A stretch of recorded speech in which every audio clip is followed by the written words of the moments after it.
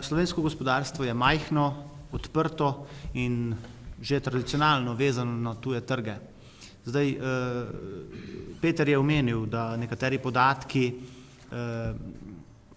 so statistično zelo zanimivi, a vendar z podobnimi problemi, s podobnim izhodiščem se soočajo tudi druge evropske države.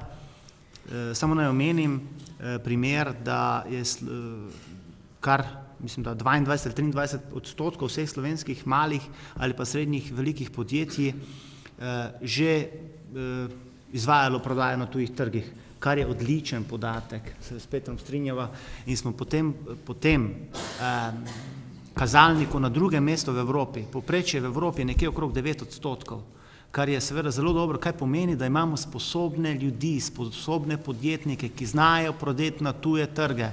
Mi imamo v Sloveniji ljudi, ki znajo priti na tuje trge. To je nedvomno in iz tega izhodišča moramo vztrajati. In slovensko gospodarstvo dosega dokaj solidne podatke glede blagovne menjave, sicer imamo trenutno primanjkljaj, vendar ta ni velik.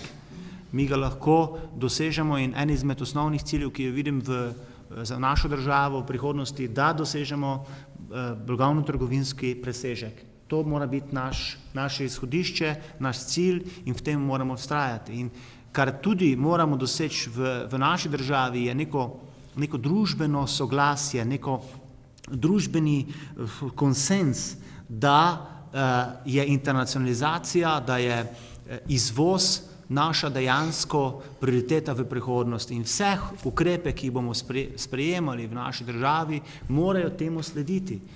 Kajti mi izrazito velikih kakšnih naravnih bogastev, ki bi izvažali in tako naprej, nimamo, mi moramo dosegati produkte z dodano vrednostjo, storitve z dodano vrednostjo, uveljavljati blagovne znamke, delati, kot že omenjeno, na industrijskem dizajnu in seveda pospeševati prodajo na tujih trgih z izdelki višje dodane vrednosti.